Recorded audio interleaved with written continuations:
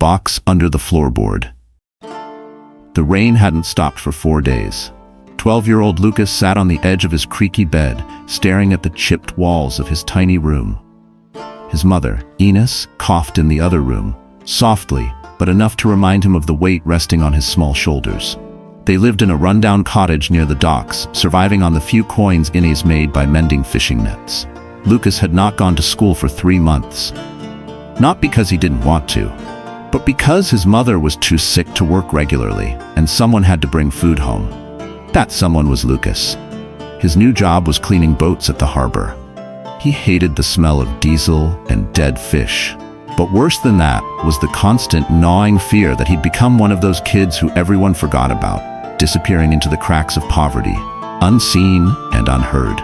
One evening, while scrubbing a fishing boat, Lucas overheard a group of dock workers talking in hushed voices. Their accents were thick, but one thing stood out clearly. It's still buried in the old Carvalho house, beneath the floorboards. He froze. The Carvalho house had been abandoned for years. Locals whispered that the owner had vanished after a scandal. Some said he ran away, others believed he was murdered. But what caught Lucas's curiosity was the word buried. That night, his thoughts couldn't rest. They had no money left. His mother's medicine was finished, and her breathing was getting worse. Lucas's fingers trembled as he watched her sleep that night. He felt helpless, until his mind returned to the overheard words. Was something really hidden in that house?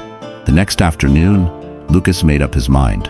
After work, he ran through the rain-soaked alleys to the outskirts of town, toward the overgrown garden of the Carvalho house. The windows were broken. Ivy crawled up the walls like green veins. The front door, swollen from moisture, groaned open when he pushed. Inside, the air was heavy with dust and silence.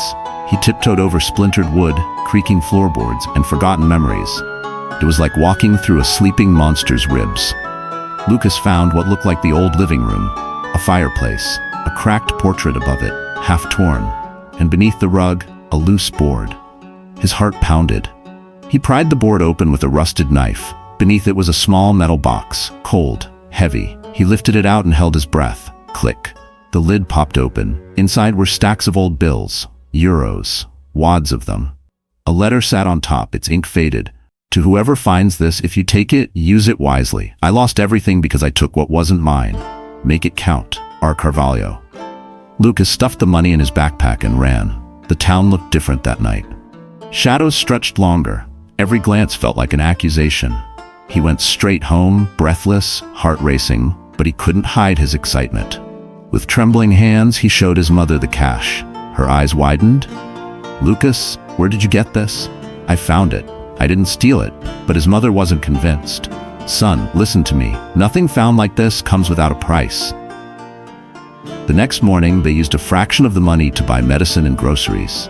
For the first time in weeks, Lucas saw his mother smile. But that night, the knock came. 3 hard raps on their door.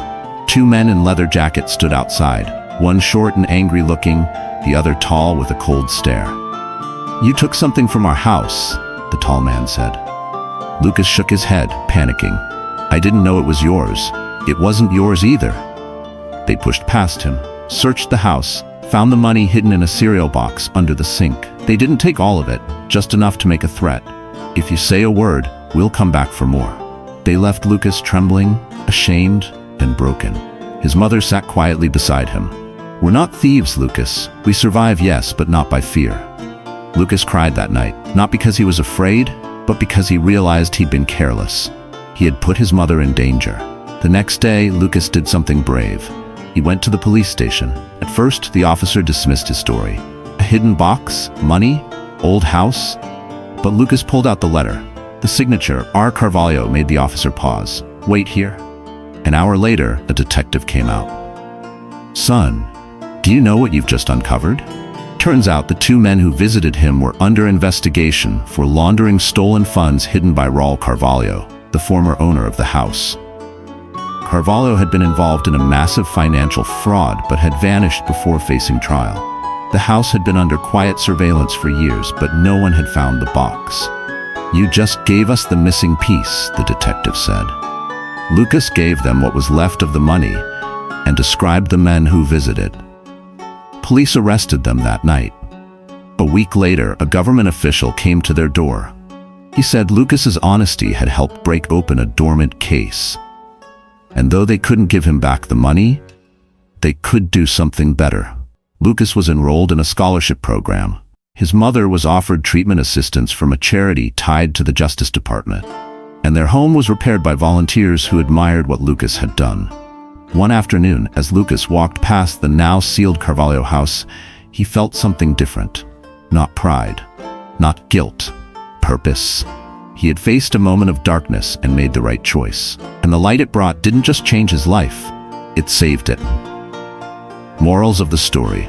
Doing the right thing may not be easy, but it's always worth it. Sometimes, what seems like luck is really a test of character. Curiosity can lead to truth, but courage reveals it. Even a child's honesty can unravel a grown man's crime. Kindness to your loved ones means protecting them, even from your own mistakes.